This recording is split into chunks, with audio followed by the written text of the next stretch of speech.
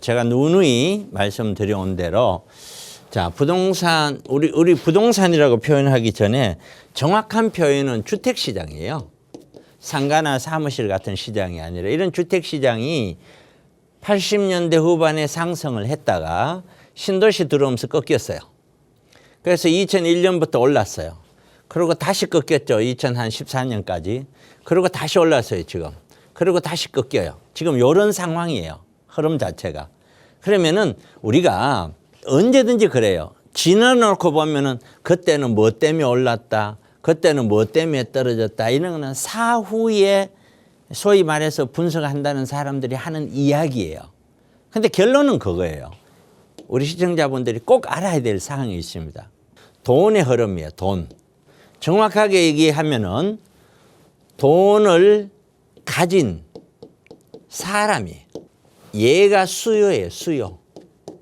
수요가 커지면은 당연히 가격은 올라가겠죠. 공급이라고 하는 거는 우리 주택시장에 있어서의 공급은 1, 2년 사이에 완전히 바뀌고 완전히 줄어들고 하질 않아요. 그렇기 때문에 1, 2년, 2, 3년, 길게 잡아야 3, 4년 이 정도 수준에서는 이러한 공급량이 크게 주택시장의 가격을 미치지는 못해요. 그러면 결국에는 돈을 가진 사람과 플러스 하나가 더 있어요. 돈 가진 사람의 마음이에요. 마음.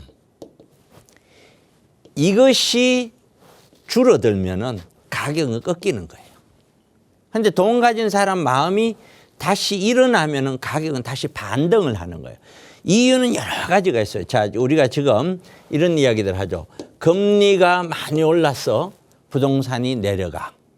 그거를 다른 말로 표현하면 금리가 오르다 보니 그만큼 시중의 자금 유통 자체가 쉽게 어렵고 그러다 보니 앞으로 경기는 어려워질 것 같고 내년에는 올해보다 훨씬 어렵습니다.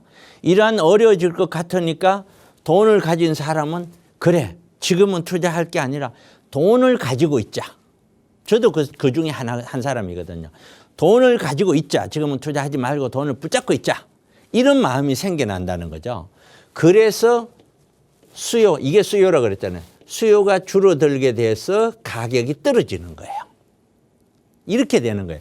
금리 때문에 돈 가진 사람의 마음에 영향을 줘서 수요를 떨어뜨리는 거예요. 마찬가지죠. 두 번째로 보면은 우리가 지금 60대 이상의 많은 노후자들이 노후 대책이 준비가 안 돼 있어요. 노후를 하려면은 노후 대책을 써야 되는데 노후 대책을 하자니 아파트를 팔아야 되는 거죠. 아파트 팔지 않고는 노후가 되질 않아요. 그런데 이 아파트를 팔려고 하니까 팔리질 않죠. 그런데 아파트 안 팔리면은요. 노후가 쉽지 않아요. 서울 시내에서 제가 계산을 해보면은 서울 시내에서 둘 부부가 30년 동안 아니면은 자녀가 없다고 가정하고 또는 출가를 다 했다고 가정하고 노부모께서도 이미 다 연료하시고 안 계신다고 가정을 하고 딱 두 사람이 서울 시내에서 노후를 하기 위해서는 필요한 돈이 얼마냐. 그래도 최소한의 비용 자체를 계산했더니 400만 원에서 500이 나와요. 월. 이게 노후 자금이에요. 최소예요 이게. 그런데 400만 원, 500만 원 월 이 정도 수입이 나오려면은 내가 현금을 얼마를 가지고 있어야 되냐면 부동산으로 보면은 15억에서 20억 정도 되는 부동산, 수익형 부동산을 구입을 했었을 때 이 정도 돈이 나오는 거예요. 그러면은 서울 시내에서 아파트 한 채를 가지고 있고 어느 지역이든 가지고 있으면서 나머지 돈이 15억, 20억 갖고 있는 사람들이 그렇게 많냐라는 거죠. 그렇지 않거든요. 이게. 그러면 이 이야기는 무슨 얘기냐면은 지금도 계속 진행되고 있지만 엄청나게 많은 세대들이 이 부동산을 매도해서 노후를 해야 된다는 거예요. 그러니까 이분들은 팔아야 돼. 그런데 오른다고 하니까 안 팔고 있다가 이제는 안 팔린, 다 안 오른다 하니까 다 팔린다고 생각하는데 안 팔리는 거죠. 그렇기 때문에 두 번째 원인은 첫 번째는 금리가 이런 영향을 줬고 두 번째는 노후를 위해서 팔아야만 되는 수요가 있기 때문에 그런 공급, 그분들은 이제 공급이죠. 있는 물건을 팔아야 되니까. 이것에 의해서 가격대가 또 올라가기가 힘들어요. 그리고 마지막 또 세 번째는 뭐냐면은 이게 이제 장기적으로 보면 공급인데 3기 신도시나 서울 주변에 있는 신도시 물량과 서울 시내에 있는 오세훈 시장이 2030년까지 계획되고 있는 공급 계획이에요. 그 공급 계획이 서울만 하더라도 2030년까지 80만 호 공급 이렇게 될 거라고 보지는 않아요. 80만 호는 위례 신도시 18개를 서울시 안에 두고 만드는 물량이에요. 이 정도로 공급이 되면 지금 당장은 아니지만 2025년이 지나면서 2026년, 2027년대를 가면은 공급 물량이 이 상태로만 간다면 어마어마하게 늘어나요. 어마어마하게 늘어나기 때문에 가격을 다시 반등시키기는 어려울 거다라고 저는 보는 거예요. 여기다가 하나 더 우리는 인구가 줄기 시작을 했어요. 이 인구가 주는 걸 우리는 경험해 보지 않았기 때문에 이 주택시장, 아파트 시장이 가격이 다운되는 이 상황에서 바닥까지 밀고 가면서 다시 인구가 주는데도 불구하고 다시 반등할 수 있는 힘이 생길지 안 생길지는 좀 더 두고 봐야 돼요.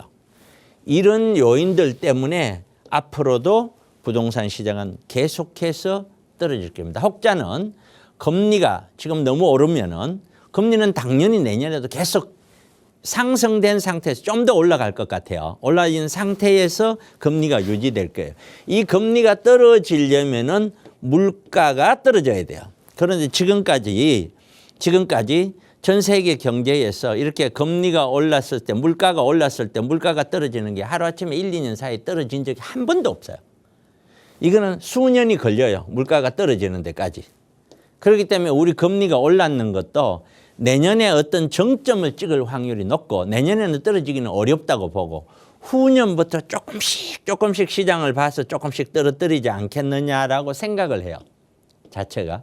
그러면 이러한 형태로 금리가 수년에 걸쳐서 조금씩 떨어질 거고 부동산은 내년에 경기가 나빠지면서 전체적인 심리는 더 얼어붙을 거고 그래서 부동산 시장은 제가 늘 말씀드렸듯이 본격적으로 어려워지는 거는 내년 상반기를 지나 하반기부터는 정말 어려워질 거다. 제가 이 방송에서도 말씀을 드렸죠. 많은 부동산 관련했는 기업들이 또는 다른 회사들이 내년에는 부도란 얘기가 굉장히 많이 나올 거다. 그래서 우리 시청자분님들은 투자를 그냥 가볍게 생각하시면 안 된다. 최악의 경우에 늘 대비하시면서 부동산 시장은 어려워질 거다라는 거 꼭 명심을 하시면서 투자에 임했으면 좋겠다. 누가 뭐래도 차익형 부동산으로 접근하려는 사람들은 돈을 가지고 확보하는 것이 중요합니다.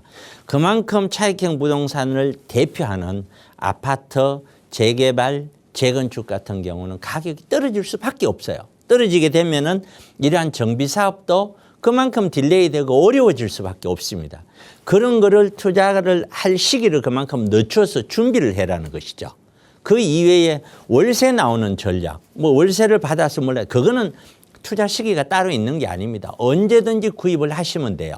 근데 시장 흐름, 전체 세계의 시장 흐름, 경제 흐름, 부동산 흐름, 이거를 꼭 기억을 하시고 그 흐름에 내가 발을 맞춰가는, 흐름을 무시하고는 내 생각대로 움직이는 것이 아니고 그 흐름에 나를 발을 맞추는 형태로 그런 형태로 투자를 임하시기를 꼭 권해드립니다.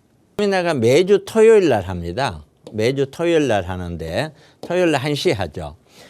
우선 가장 중요한 것이 투자에 있어서 가장 중요한 거는 투자자 자신에 대한 투자 계획이에요. 투자 플랜이 정확하게 나와줘야 돼요. 그다음에 이런 플랜이 나오기 위해서는 전체 시장을 이해를 해야 돼요. 부동산 시장을 이해를 해야 돼요. 그리고 이 시장의 이해에 따라서 나는 어떻게 포트폴리오를 구성을 할 것이냐, 언제 어떤 식으로 물건을 구입할 것이냐, 왜 그렇게 할 것이냐에 대한 그림이 나와줘야 됩니다. 그러니까 제 세미나는 어떤 한 주제, 자, 금리 인상, 금리에 대해서 이번 주 합니다. 또 뭐 인구에 대해서 다음 주 합니다. 이런 식으로 하지는 않아요. 전반적인 걸 다 다뤄요. 특히 요즘 오시는 분들에 대해서는 개인적인 질문도 굉장히 많이 받습니다. 지금은. 그래서 개인적인 어떤 뭐 딱 정해진 1시간 상담회라 그 세미나장에서 바로바로 어떤 하는 그런 세미나 형식 비슷한 상담 형식 비슷한 것도 굉장히 많이 이루어집니다. 그래서 모든 걸 거의 다 다루고 있다라고 보시면 돼요. 그래서 이런 세미나를 이용을 정말 잘 하셔야 돼요. 시청자분들은 정말 잘 하셔야 돼요. 이 세미나는 여기 지금 강의하고 있는 제가 차동배기가 잘하나 못하느냐가 중요한 게 아닙니다. 이런 세미나를 통해서 여러분들이 나는 앞으로 어떻게 자산 구성을 하고 또 어떤 포트폴리오를 해서 나는 미래의 자산을 어떤 목표를 가지고 갈 것인가, 그거를 할 수 있는 기본적인 어떤 지식이랄까요? 개념이랄까요? 그거 잡는 것이다라고 보는 것이 무조건 맞아요. 그래서 제가 늘 말씀을 드립니다. 세미나는 여하튼 세미나는 참가를 꼭 하셔서 이야기를 듣는 것이 굉장히 중요합니다. 그렇게 세미나 정리해 드리겠습니다.